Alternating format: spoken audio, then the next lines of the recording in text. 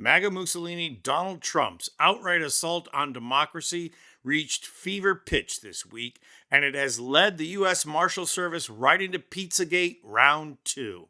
If there were any doubt that the Trump administration has crossed the Rubicon and is now operating as an authoritarian regime unaccountable to the other branches of government, then all you have to do is look at the conduct of this administration in the last week alone.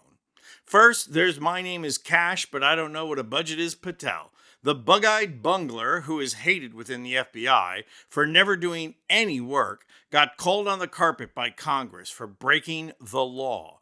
And how exactly did he break the law? Not surprisingly, by not doing any work. Turns out when you're FBI director, there are statutory requirements that must legally be fulfilled. Who knew? Watch this. $1 billion. It is critical that we understand how you are spending taxpayer dollars. So Director Patel, when should we expect this FY25 spend plan for the FBI? Have you seen it? Have you reviewed it? When will we get it? I'll get you an answer, ma'am. I don't have a timeline on that. It was due last week by law. I understand. And your answer is you just understand. You're not going to follow the law? My answer is that I am following the law, and I'm working with my interagency partners to do this and get you the budget that you are required to have. And you have no timeline? No. And budgets were a running theme for Trump's band of clowns as cosplaying, dog shooting Kim Jong-un communicator-in-chief Kristi Noem also got called up for violating the law. Watch this. Let's start with your spending.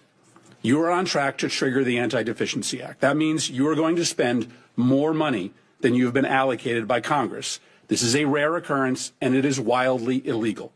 Your agency will be broke by July, over 2 months before the end of the fiscal year. You may not think that Congress has provided enough money to ICE, but the Constitution and the federal law does not allow you to spend more money than you have been given. And then, of course, the week ended with ICE manhandling congressional representatives who appeared at an illegal facility in New Jersey for inspection.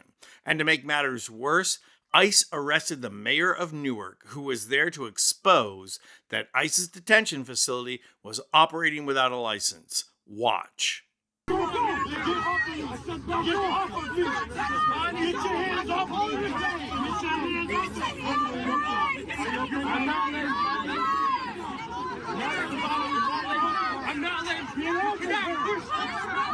And little side note here, ICE has no legal authority whatsoever to arrest U.S. citizens, so their arrest of Ras Baraka was completely against the law. The state of New Jersey now has the legal right to arrest every one of those agents for violating New Jersey state law. Good thing they covered their faces, huh? ICE operating like a bunch of lawless thugs is nothing new. And in fact, it's a key component for how the Trump administration is dismantling democracy by crippling democratic institutions and the operations of government itself. Trump and his team lean into a network of unorganized and untraceable thugs and misanthropes who operate independently but efficiently to threaten and intimidate the least little opposition to Trump. They monitor social media, listening to right-wing agitators call for retribution, and then they act. Today, the Washington Post revealed that the U.S. Marshals Service is investigating one of those threat campaigns against U.S. district judges who rule against Trump. The Post is reporting that judges in at least 7 states say they have received anonymous pizza deliveries seen as threats. So how is an anonymous pizza delivery a threat? Easy. The meta discourse of the delivery is nothing short of, we know where you live. So today it's a pizza, and tomorrow it could be a letter bomb, or someone following your child home from school, or any number of things. And the meta discourse gets even worse. As the Post reports, in recent weeks, orders have been placed in the name of U.S. District Judge Esther Salas' son, Daniel Anderl, who was fatally shot at the family home in New Jersey in 2020 by an attorney who posed as a delivery person. The Post is also reporting that the ranking member of the Senate Judiciary, Dick Durbin, has sent a letter to both Pam Bondi and Kash Patel demanding an investigation.